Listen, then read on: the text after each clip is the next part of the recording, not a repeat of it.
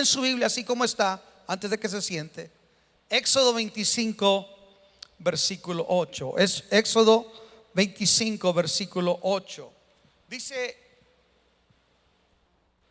la versión Reina Valera 1960, que voy a leer en Éxodo 25, 8. Y harán un santuario para mí. Está hablando Dios a Moisés.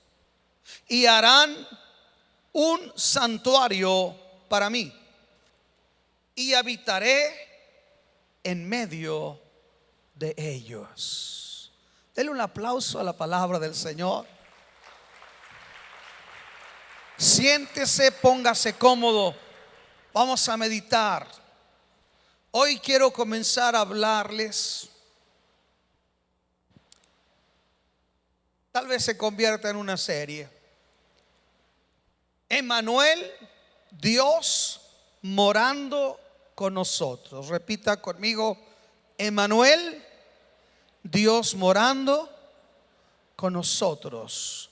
Voltea al que está a su lado y dígale: Dios quiere morar en tu vida. Dígale: Dios quiere morar en tu vida. Y el tema que vamos a desarrollar es los beneficios de un Dios cercano. Repito, los beneficios de un Dios cercano. ¿Por qué hablar de esto? ¿Qué pretendemos? ¿Qué perseguimos al hablar de este tema? Que cada uno de nosotros pueda conocer,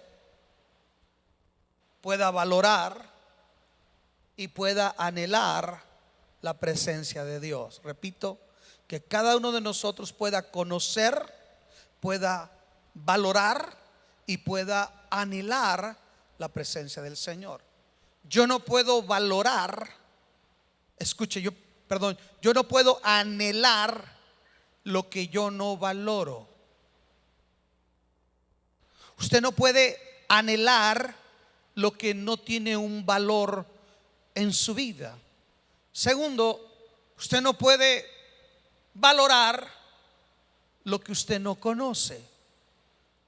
Si usted desconoce algo, usted simple y sencillamente no lo valora, mucho menos lo anhela. Un día un hombre se fue a trabajar saliendo de su pueblo en México, de un pueblo de una situación muy precaria, y se vino a los Estados Unidos y trabajó duro por bastante tiempo y enviaba cada día, cada quincena, dinero a su madre. Cuando él regresa, él esperaba ver que ya habían construido una casa, pero todo lo que encontró fue que la casa estaba no igual, peor, cayéndose. Y que la gran pregunta es: ¿y qué hiciste con los recursos que yo te mandé? Y dijo: pues tengo varias estampitas verdes que las guardo abajo del colchón, y unas traen a un señor y dice One Doyar, otros dice $20. Ay, mamá, no eran estampitas, era dinero. Fíjate, ya las iba a tirar. Lo que usted desconoce no lo puede valorar, y lo que usted no valora no lo puede anhelar. Ella desconocía que eso era dinero y creía que eran estampitas, y aunque lo tuvo cerca, nunca lo aprovechó. El propósito es que nosotros podamos conocer más acerca de ese plan divino de que Dios quiere morar con nosotros. El propósito de que Dios esté en medio de nuestro, primero que nada me deja ver que es una iniciativa de Dios, no del hombre. Es Dios quien decide morar en medio de nosotros. Le dice a Moisés: hagan un santuario para mí y yo habitaré en medio de ustedes. Es una iniciativa que pretende una relación cercana, una relación cercana, una relación transformadora, una relación que influya sobre ellos. Hemos comenzado a hablar en la serie de estudios en los hogares sobre el tabernáculo de reunión. Y este es un punto muy importante dentro del propósito del por qué Dios hizo o mandó que el pueblo construyera ese tabernáculo conforme a las medidas que Dios le dio. Y el propósito principal es que cuando los judíos o los israelitas salen de Egipto, han estado 400 años bajo una cultura politeísta, donde adoran a muchos dioses. Y en las 10 plagas, cada plaga, la de ranas, la de los langostas, la de los piojos, la de la muerte del ganado, etcétera, etcétera, las aguas rojas del Nilo, cada uno de esas plagas representa el juicio de Dios sobre alguna divinidad que adoraban los egipcios. O sea, Dios no les envió rana nada más porque sí. Dios no convirtió el Nilo en sangre nada más porque sí. Ellos adoraban el Nilo, ellos adoraban las ranas, ellos adoraban las langostas, ellos adoraban los gatos, ellos adoraban, hermano, el becerro de Moloc, que después vemos a los judíos apostatando y adorando. Ellos adoraban todo ese tipo de divinidades. Entonces ellos vienen dentro de una cultura donde cuando Dios envía un juicio sobre Egipto, Dios está estableciendo que todos esos dioses son falsos. Y no solamente es para que Egipto reciba un mensaje, sino hay un mensaje también para el pueblo de Dios. Yo entiendo que un juicio tiene un doble mensaje: mostrarle a Egipto quién es Dios y recordarle a su pueblo también quién es el Señor. ¿Estamos aquí? Escuche, y cuando salen de Egipto, hay que entender que estuvieron 400 años allá adentro. Hay que desintoxicarlos culturalmente de lo que ellos han estado viviendo por tanto tiempo. Y Dios conoce que aunque ellos, como un tipo de la iglesia, ya no son esclavos, ya fueron bautizados, pasaron por el Mar Rojo, están entrando para poseer la tierra prometida. Dios sabe y conoce algo que es muy común y que nos puede pasar a nosotros. Pablo dice que nosotros tal vez al principio conocimos a Cristo en la carne, y cuando está hablando de la carne es con nuestro criterio. A pesar de nuestro criterio, Dios se reveló a nosotros. Dice: para ahora ya no lo conocemos más en la carne. Ellos conocieron a Dios como esclavos en medio de una cultura de idolatría politeísta. Pero Dios dice: aunque me revelé a ustedes en medio de esa formación, tengo que sacarlos a la realidad de lo que yo soy y de lo que yo quiero que ustedes sean. Escuche esto. Entonces es muy común que ellos estuvieran sintiendo el deseo de ver a esa divinidad que sus padres les habían contado, que de los cuales descendían las 12 tribus del patriarca Abraham, y que a su vez Isaac y Abraham de manera empírica transmitieron los conocimientos del carácter de Dios en base a la revelación que tenían. Pero ellos sienten la necesidad de ver algo, porque ellos miran que los los egipcios interactuaban con sus dioses mirando algo. Estamos aquí. Y Dios conoce la necesidad.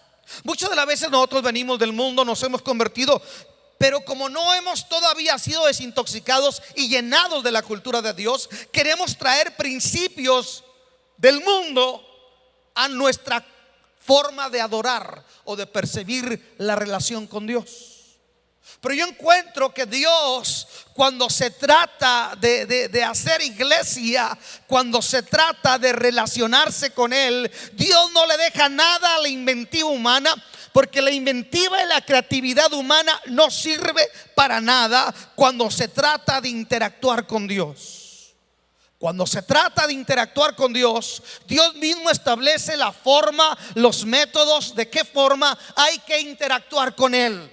Ellos deseaban ver una divinidad. Por eso cuando Dios le dice a Moisés: hagan un santuario para mí, porque yo entiendo que mi pueblo necesita que yo habite en medio de ellos. Yo entiendo que ellos necesitan ver o palpar algo. ¿Me está entendiendo? Por eso Dios está atendiendo a la necesidad de ellos. Pero Dios le dice: ¿sabes una cosa, Moisés? Se lo estoy parafraseando.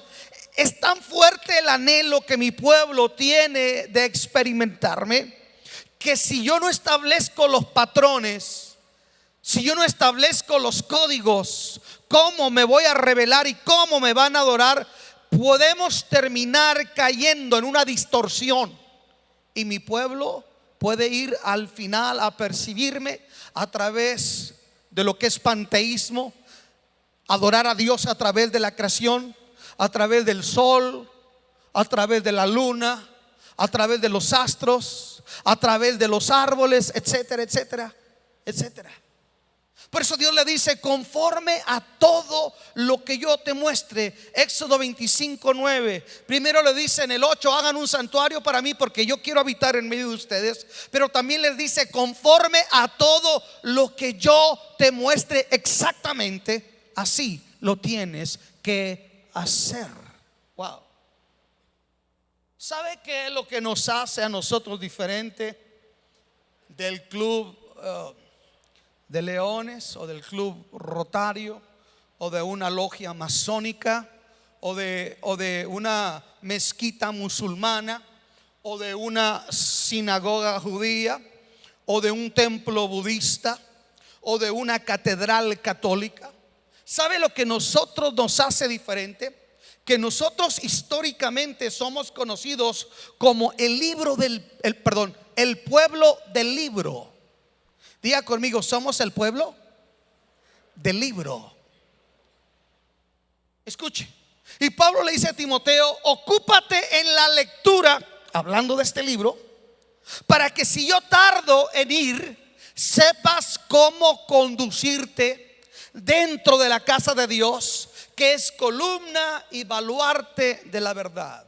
Hay códigos aquí. Cómo debemos conducirnos, cómo debe ser el liderazgo, cuál es el carácter de un líder, cuáles deben ser las virtudes o las características de quien anhele ser pastor u obispo o diácono, etcétera. Cómo debe ser el perfil de aquellos que anhelan servir en el ministerio. Todo está aquí. Esto no puede ser pasado por alto, porque así como en el Antiguo Testamento Dios le dice a Moisés: tiene que ser este tipo de madera, tiene que ser este tipo de telas, tiene que ser este tipo de metales, tiene que ser este tipo de dimensiones, tiene que ser este tipo de animal, de esta edad, de esta forma, el que me van a ofrecer. Toda esa tipología, toda esa simbología apuntaba hacia nosotros y nuestra relación con Cristo. ¿Estamos aquí, iglesia?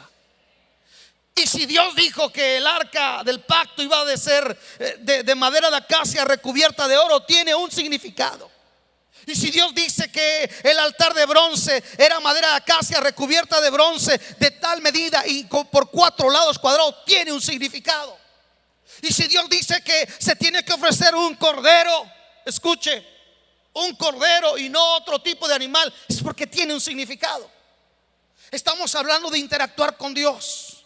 Y cuando se trata de interactuar con Dios, Dios dice: no necesito tu creatividad, solamente necesito tu disposición. No necesito tu creatividad, solamente necesito tu disposición. Hagan un santuario para mí, porque yo quiero habitar en medio de ustedes. Imagínense 400 años escuchando en los hogares, porque esto es lo que hacía diferente al hogar judío de tu hogar y de nuestros hogares. El hogar judío se terminaba de comer, primero se daba gracias a Dios. A veces en nuestras casas ya ni gracias a Dios se da. Alguien diga aleluya. Y se terminaba de comer y hablaban de la palabra, hablaban del conocimiento empírico, cómo Abraham transmitió a Isaac, cómo Isaac transmitió el conocimiento a Jacob, cómo Jacob lo transmitió a sus 12 hijos, cómo sus 12 hijos lo transmitieron por 400 años a su descendencia, cómo era Dios, cómo Dios llamó a Abraham, cómo Dios bendijo a Isaac, cómo Dios prosperó a Jacob y lo libró de la muerte. Entonces en el pueblo había una expectativa. Alguien diga expectativa. Había una expectativa, porque en ellos podía pensarse: ¿dónde está ese Dios de Abraham? ¿Dónde está ese Dios de Isaac? ¿Dónde está ese Dios de Jacob? Porque ahorita somos esclavos. Pero entonces venía el conocimiento empírico que los padres le decían a los hijos: es cierto, hijo, ahorita somos esclavos, ahorita la carga es dura, pero sabes una cosa, hay una promesa que Dios le hizo a nuestro antepasado Abraham. Le dijo que un día levantara sus ojos y mirara, y le dijo: hasta donde alcancen a mirar tus ojos, te voy a dar esta tierra. Desde el río Tigris al mar Mediterráneo, desde la península del Araba hasta los cedros del Líbano, todo lo que alcanzares a ver va a ser en posesión tuya y de tu descendencia por los siglos, en heredad perpetua, porque voy a ser tu Dios y el Dios de ellos, y voy a ser una nación de sacerdotes, y todo el mundo me va a conocer a través de ustedes. Ese era el plan de Dios para ellos. Pero antes de eso, voy a permitir que sean llevados 400 años como esclavos a una nación de Egipto. Y después de 400 años, yo me voy a levantar para juzgar esa nación, y voy a despertar el espíritu de mi pueblo para que pase de una mentalidad de esclavo a una mentalidad de heredero. Alguien diga aleluya.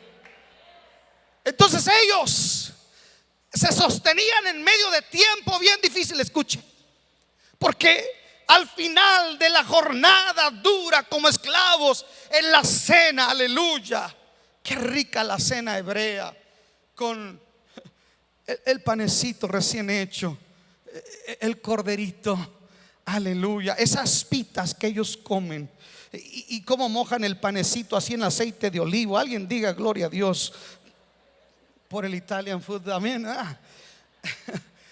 Y en medio de bocado y bocado decían: hijos, este no es el último capítulo de nuestra vida. No somos llamados a ser esclavos por siempre. Hijo, no tengas baja autoestima, aunque ahorita recibas latigazos. El otro día escuchaba, por cierto, entre paréntesis, una frase de una canción de Puerto Rico que me encantó mucho, porque dice una estrofa que aunque el tirano te tratare con mal, algo así dice, esa de preciosa te llaman las olas. Pero me puse a pensar una frase, dice: aunque el tirano te maltratare. O sea, el puertorriqueño cantaba que aunque el tirano le maltratare, ellos no iban a olvidar su dignidad, su propósito. No sé si me está entendiendo, porque al igual como cualquier otro pueblo de Latinoamérica, padecieron el yugo de España. Escuche, los hebreos se alentaban de esta manera: este no es el último capítulo de mi vida, no soy esclavo para siempre. Tal vez ahorita estoy llorando, pero voy a terminar cantando en la tierra de Canaán. Alguien diga amén. Tal vez ahorita voy andando y llorando, como dice el Salmo 126, pero voy a regresar con regocijo, trayendo mis gavillas. Porque soy llamado a experimentar a un Dios todopoderoso en medio de nosotros. Y ellos se alentaban con esta promesa. Yo encuentro ¿Qué sería del pueblo de Dios sin las promesas divinas?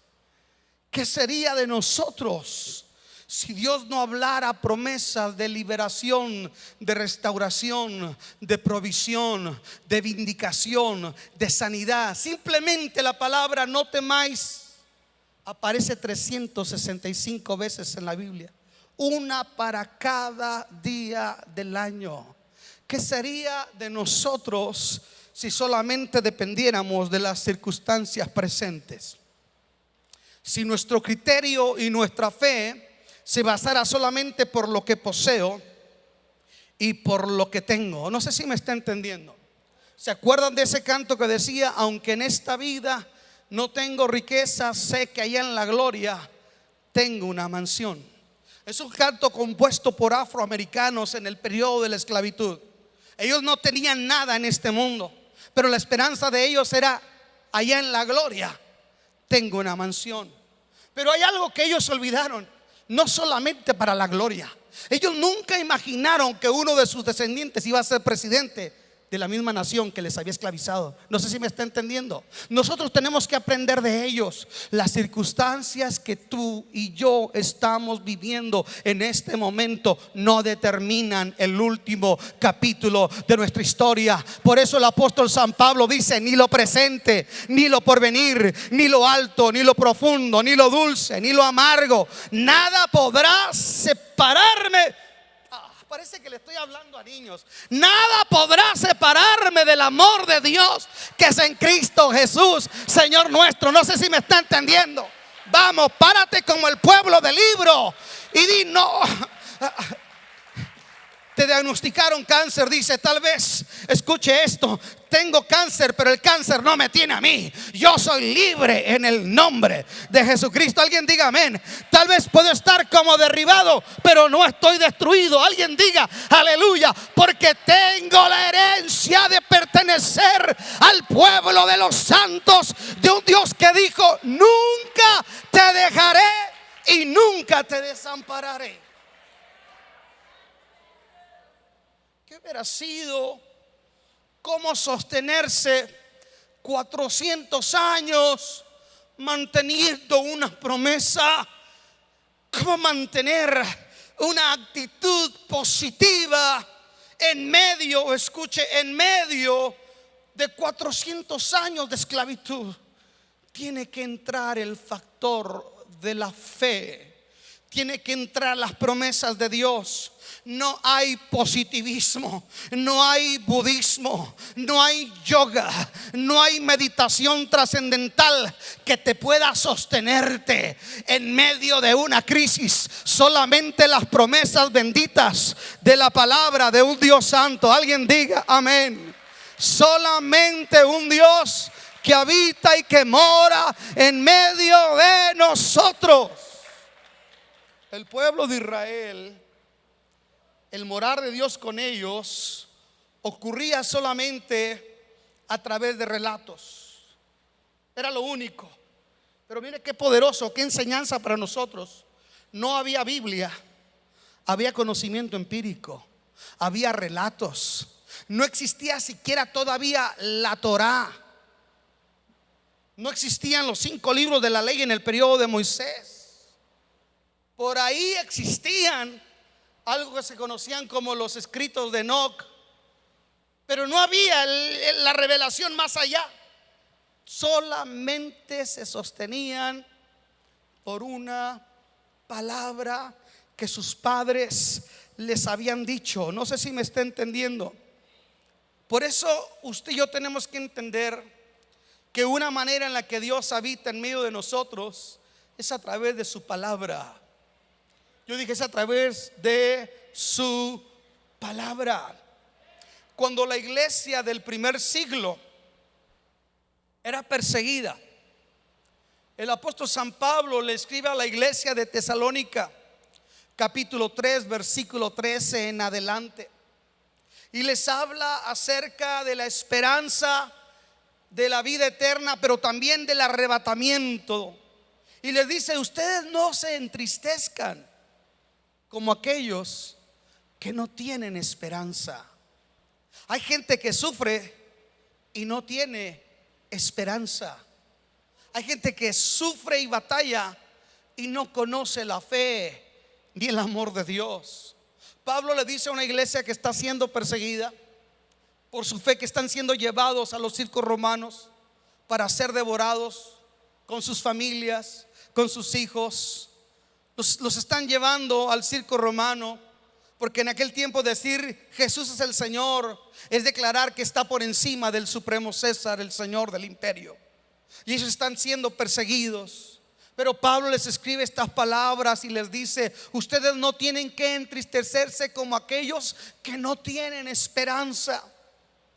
Y les habla de la promesa, del arrebatamiento y de la esperanza que hay en Cristo. Y les dice también al último: por lo tanto, en medio de esto, de esta circunstancia hostil y difícil, aliéntense los unos a los otros con estas palabras. ¿Y cuáles de esas palabras? Maranata. Y Maranata quiere decir Cristo viene. De tal manera que en el periodo apostólico, cuando se saludaban los cristianos, se alentaban en su saludo. Hoy no sabemos ni por qué nos decimos Dios le bendiga. Yo encuentro que es la generación que menos sabe por qué decimos las cosas. Hay gente que no sabe ni por qué aplaude. A otros que no saben ni por qué dicen amén. Se para alguien, da un testimonio y dice: fíjense que el diablo me trae así, así. Gloria a Dios. No, ¿cuál gloria a Dios? Ellos se alentaban. Estaban en la lucha, pero decía: hermano, ánimo, Cristo viene. Cristo viene pronto. Dios nos va a dar la victoria. Ellos se alentaban con estas promesas.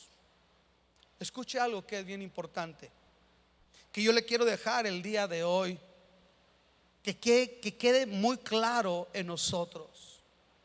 Ellos, aunque no tenían el canon del Nuevo Testamento completo, se alentaban también por cartas que escribía San Pablo, los demás apóstoles.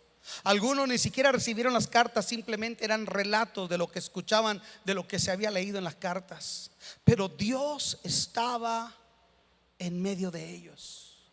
Yo encuentro que esto de hacer un santuario, escuche, está hablando de un lugar de encuentro. Un santuario implica un lugar de reunión. Por eso se llamaba el tabernáculo de reunión, el lugar donde Dios moraba, donde Dios se manifestaba, donde Dios hablaba, donde Dios descendía para encontrarse con su pueblo. Mire qué imagen tan romántica. Dios desciende para encontrarse con su pueblo. Viene una pregunta: ¿quién es el hombre? Dijo David, para que tú tengas de él memoria. ¿Quién es el hijo del hombre? Para que tú le visites. Dios sabía que ellos, escuche, no solamente necesitaban ya vivir, escuche, del conocimiento empírico en cuanto a Dios, de la tradición oral. Ellos necesitaban experimentar la misma presencia de la gloria de Dios. ¿Y cuál sería su sorpresa? Que un día Dios llama a Moisés al monte Sinaí. Wow. Y dice que el monte empieza a temblar, porque la gloria de Dios desciende por primera vez sobre la tierra en una manifestación gloriosa, para que su pueblo pueda verlo, para que su pueblo pueda experimentarlo, para que su pueblo pueda ser iluminado. Fíjese qué poderoso es esto del tabernáculo de reunión. Hay tanta enseñanza, por la cual yo quiero animarle a que usted vaya un viernes a un grupo de hogares. Aquella presencia, hermano, representaba una especie de aire acondicionado en medio del desierto abrasador de Judea. Yo he andado ese desierto. Ese desierto es inhóspito, hermano. Aquella nube de gloria, se cree que era como una especie de refrigeración donde Dios los guardaba a ellos. Aquella nube de gloria en la noche era una columna de fuego. El desierto en la noche es frío, les proveía calor y repelía todos aquellos animales ponzoñosos. Aquella nube de gloria, escuche, les daba a ellos sentido de orientación. Ellos no se movían por sí mismos. Cuando la nube se levantaba y avanzaba, ellos avanzaban tras de ella. Qué imagen para nosotros. Hoy los cristianos le decimos: Señor, quiero que me sigas en esta relación donde voy a ver si convierto a este precioso inconverso Jesús. Síguenme los buenos. Y Jesús dice: ahí te quedas, lo que yo que voy contigo. Hello. Ellos se movían a donde Él se movía.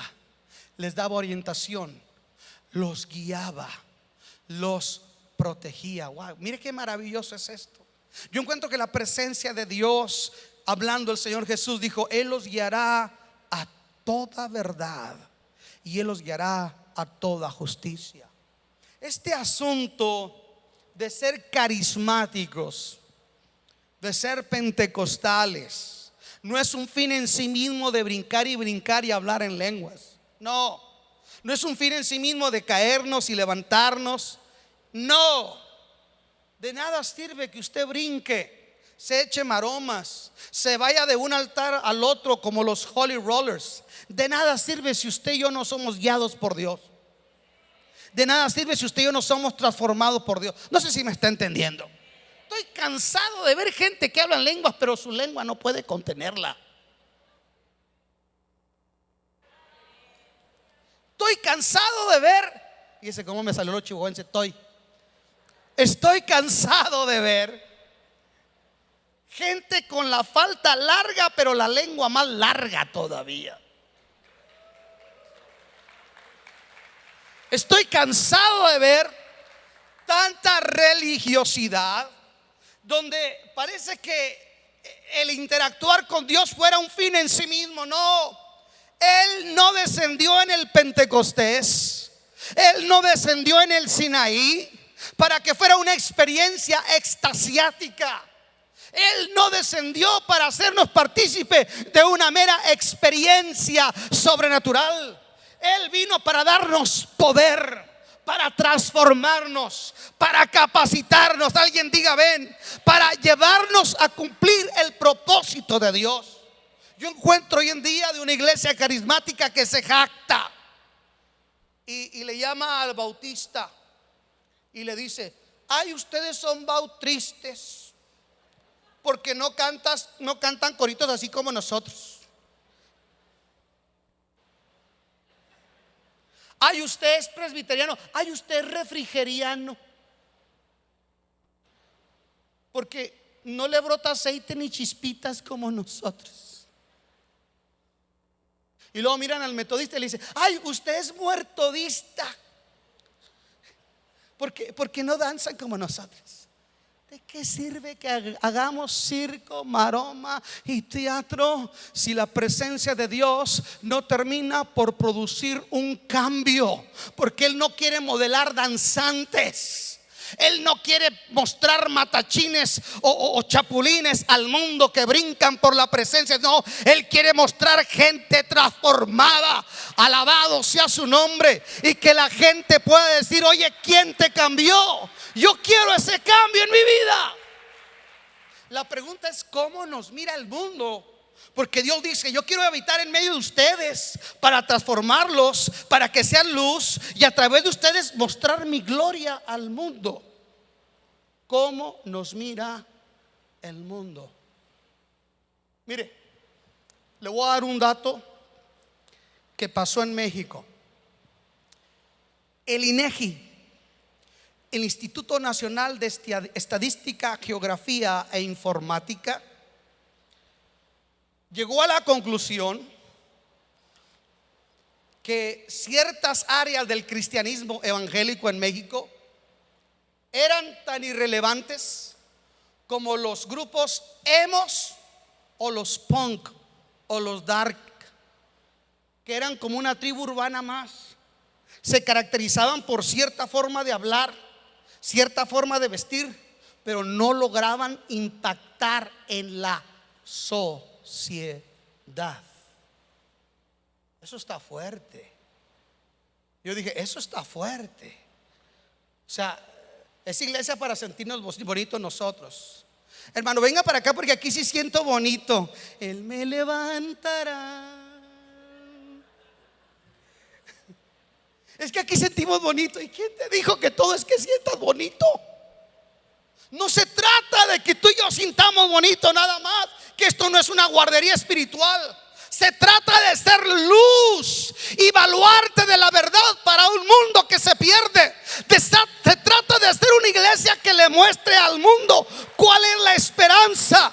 Se trata de una iglesia que venda la cultura del cielo y no la cultura de una denominación o de una teología de hombres. Se trata de una iglesia que termine por influenciar la sociedad. El día de hoy yo quiero hablarle a usted e invitarlo a que valore realmente lo que es la presencia de Dios en medio de nosotros. Póngase de pie, por favor.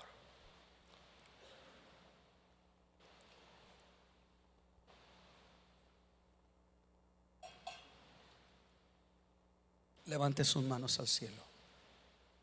Levante sus manos al cielo.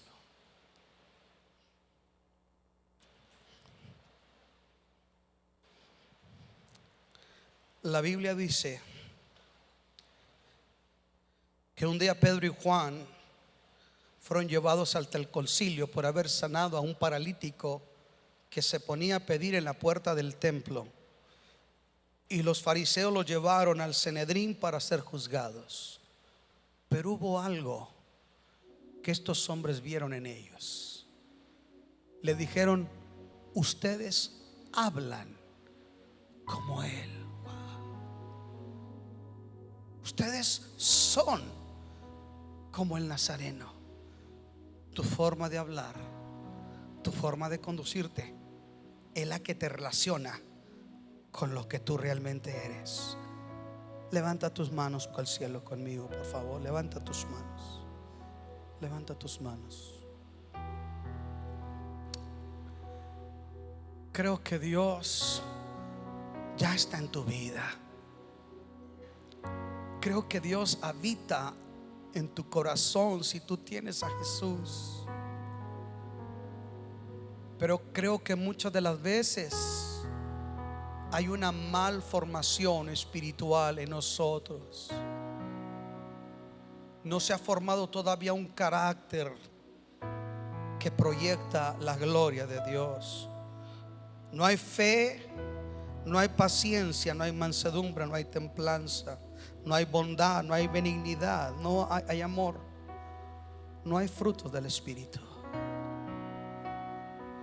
Si yo pidiera el día de hoy un bautismo al Señor sobre nuestra vida, no solamente le pediría que viniese con poder como en el aposento alto y que aparecieran lenguas de fuego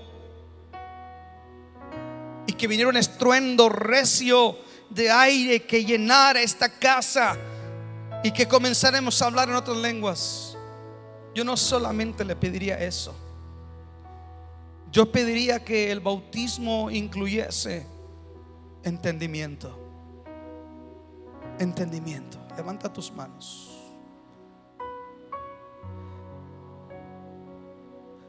Anhelo que habites en medio de nosotros.